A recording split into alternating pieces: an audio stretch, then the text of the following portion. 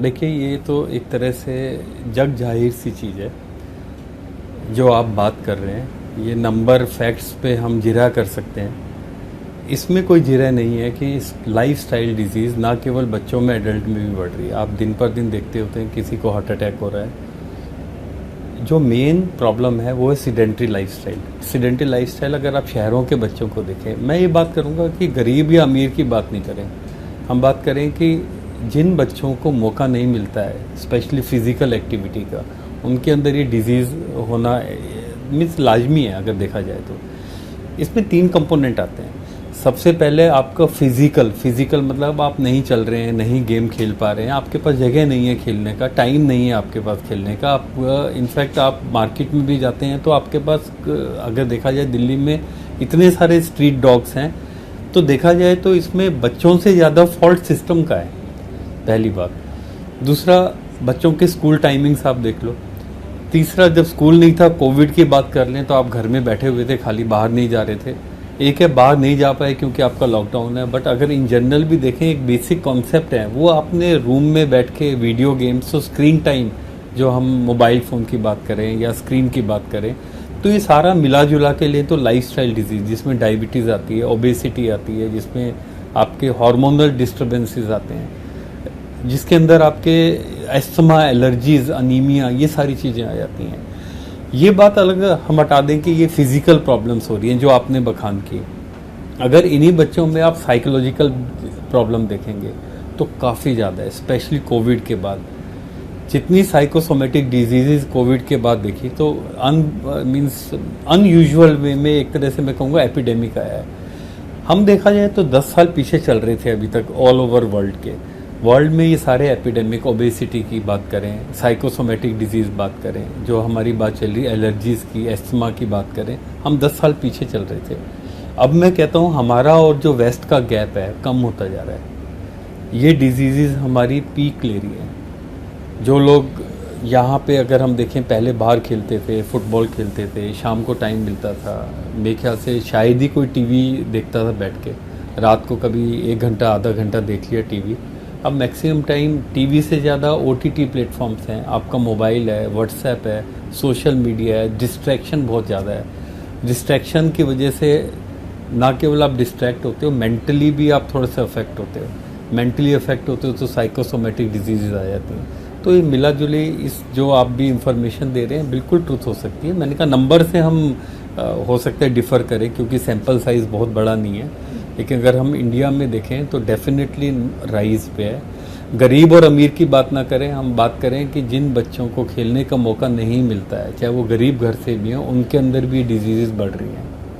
इसमें सच में एक बात निकल के ये आई है कि जो बच्चे सड़कों पर रह रहे हैं या गरीब परिवारों के हैं, उनमें ये बीमारियां नहीं हैं, उनमें कम है बनिस्बत अमीरों के। इसका बड़ा कारण क्या है? क्या इसके अंदर ना 2 हाइपोथेसिस काम करती हैं। एक है ओवर न्यूट्रिशन। अगर आप ज़्यादा खाएंगे, कम काम करेंगे, तो आपके अंदर कैलोरीज इकट्ठी हो जाएंगी। कैलोरीज किस में कन्वर्ट हो जाती है? फैट में कन्वर्ट हो जाती है। जो आपका फैट है, ये सब बीमारियों की जननी है। चाहे आप दिल ले लें, चाहे डायबिटीज़ ले लें, या पैनक्रियाज को ले लें, या कोई भी बीमारी ले लें, उसमें फैट का मेजर योगदान होता है।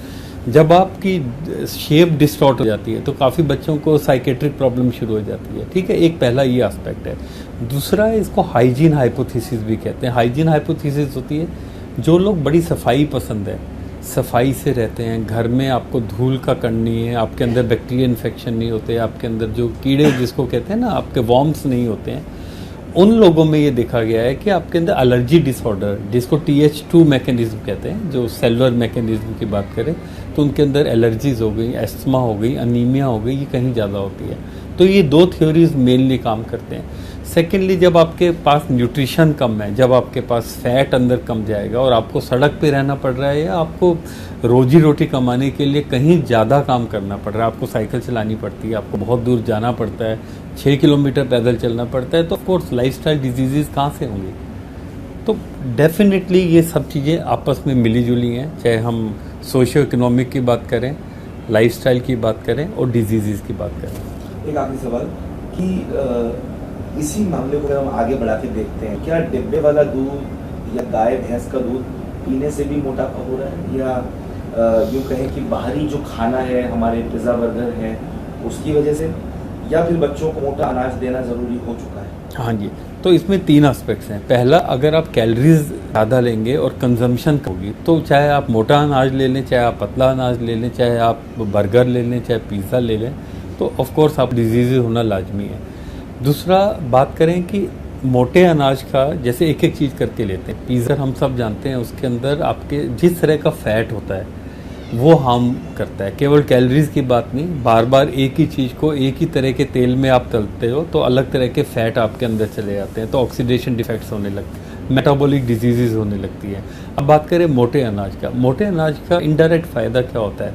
आपको ज़्यादा चबाना पड़ता है, बहुत ज़्यादा टेस्टी नहीं होता, बहुत ज़्यादा आप खा नहीं सकते उसको, तो उससे पेट सेटाइटी आ जाती है, आपकी अंदर फाइबर आपके जाता है, तो आपको इंटेस्टाइनल डिजीज़ कम होती है, कॉन्स्टिपेशन कम होती है, रिफ्लक्स कम होता है। तो ये आपस में लिंक्ड हैं ये सारी चीज़ें।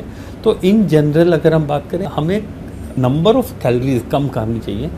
कंजम्पशन जो है कैलोरीज की ज़्यादा होगी तो आपका 90% प्रॉब्लम जो है वो ख़त्म हो जाएगा।